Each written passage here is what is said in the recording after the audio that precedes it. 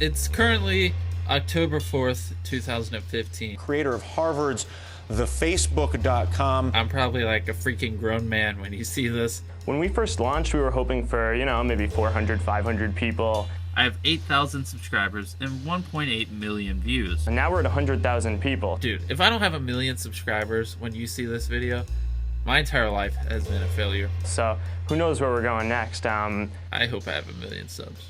I better have 1 million subscribers when you guys see this.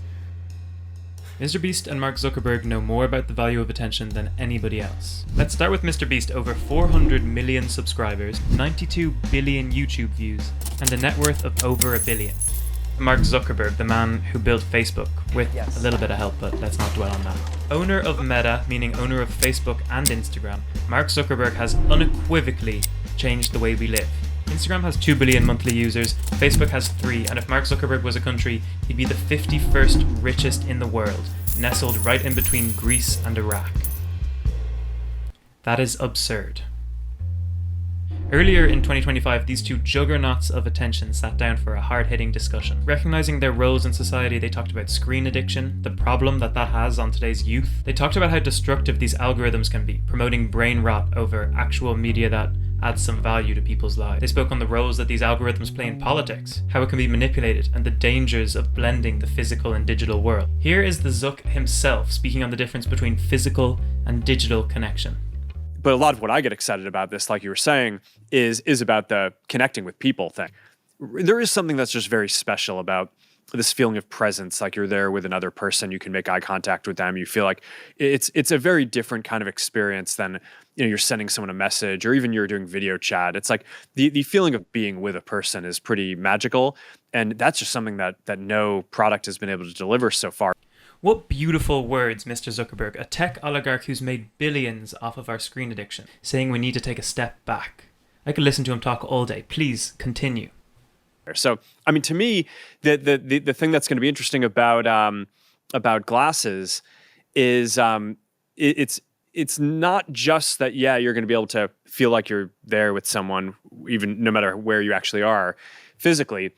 It's the kind of complete merge between the physical and virtual worlds, right? The idea that the digital content that's going to be created isn't going to be confined to only being consumed through this like 6-inch, phone rectangle that you have. It'll be that you can kind of have, holograms and content all around you. And the complete merging of the digital and physical worlds? What? So when he just said the feeling of presence with a person is a different kind of experience, it is pretty magical. That wasn't him saying we need to take a step back. That was him saying we need to merge the physical and digital world further.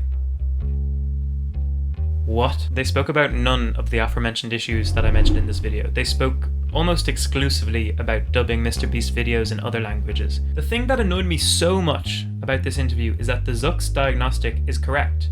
There is nothing like being present physically, having a conversation with another person, that can't be replicated in the digital world.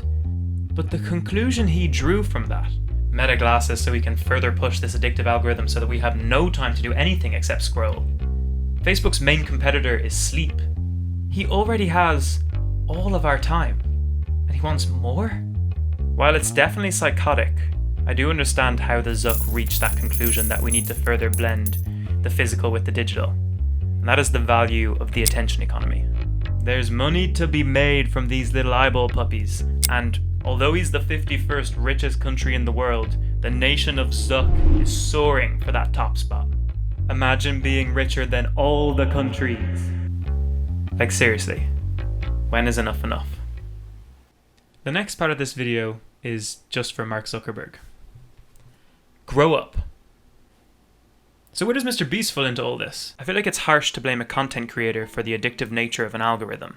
I built this maximum security prison, and if this cop and this criminal survive 100 days together, I will give them $500,000. But his work certainly perpetuates the pitfalls of the attention economy. Just to caveat this, I don't think he's anywhere near as destructive to society as Mark Zuckerberg, but I still want to talk about him. About a year ago, MrBeast, I'm going to call him Jimmy, a year ago, Jimmy wrote this internal memo that got leaked, titled How to Succeed at MrBeast Production.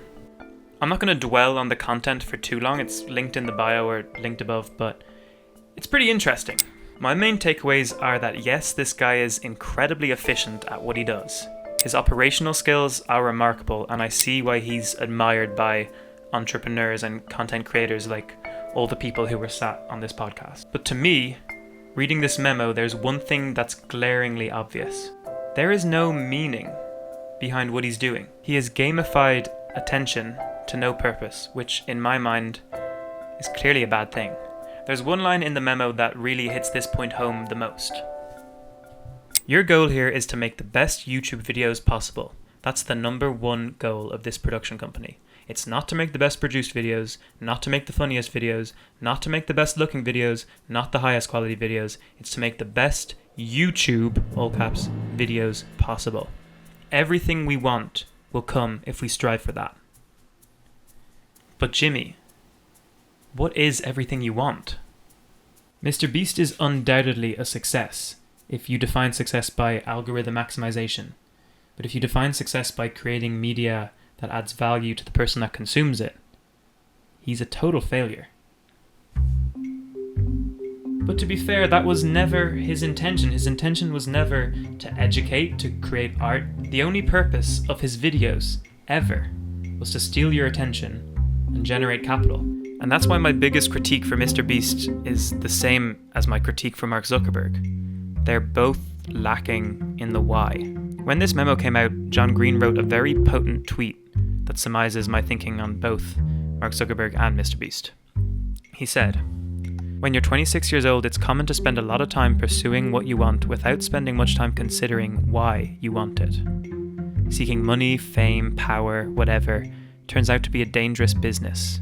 It's hard when you're young to think about both what you want and why you want it, and to really interrogate the why."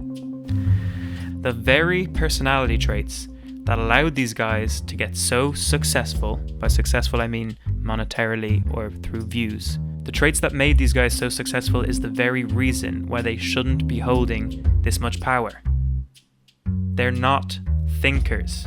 That's it. They're not thinkers. They're incredibly focused. They're incredibly efficient. They're incredibly skilled business people, but they're not thinkers. They don't think of the long-lasting effects and repercussions of their actions. It's that simple. To get to where these guys are, you need to have this ability to hyper-focus with little to no regard for the future. That's the only way you get to the heights that those guys have reached. You don't get to where MrBeast is without being obsessed by views and YouTube metrics. You don't get to where Mark Zuckerberg is without being obsessed by coding. Same with Bezos, it's the same with Musk, it's the same with pretty much any billionaire. You don't become a billionaire without gamifying the process of building wealth. You don't become a billionaire by thinking about the future. And you don't become a billionaire by considering the long-lasting repercussions of your actions. In fact, the more you think about it, probably the less likely you are to become a billionaire. And that is exactly why billionaires shouldn't be decision makers. They shouldn't be the ones who dictate the moves we make as a civilization. Critical thinking is not something that gets rewarded by the algorithm or by society as a whole. But anyways, back to the Zuck. He's faced a lot of criticism for bending to the will of whatever administration is in the White House. He has shown zero political integrity, and people say that's because he wants whatever's best for Meta. But I think there's another thing too. I don't think he has much politics.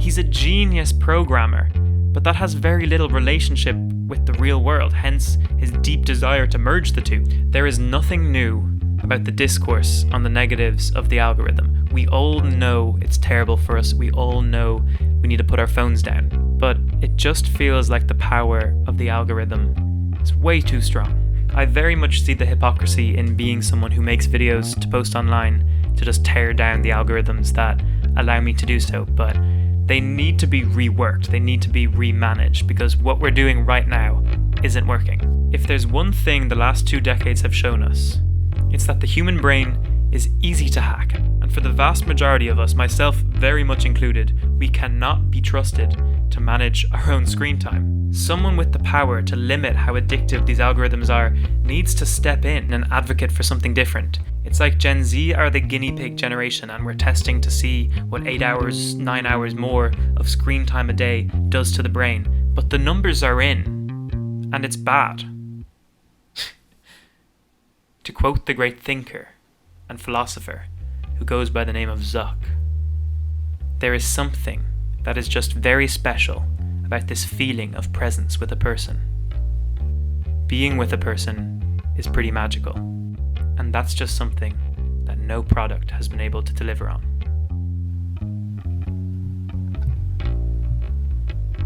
Thanks for watching.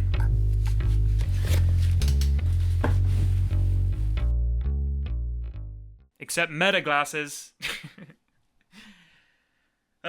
You have a hologram, or you have some object, or you're creating some game or something, and maybe like a TV that's on your wall in the future. It's, it doesn't need to be a physical thing anymore. It'll be a hologram, but it can display any content. And maybe in the past that would have been like a software engineer or someone like that building it. But I think with all the AI tools, it's not going to take a software engineer to build it. It'll be more like a content creator who's basically using AI tools in order to create all this digital content that will basically just be able to populate and we'll be able to bring around with us all wherever we go in the world. So I think that that's going to be pretty compelling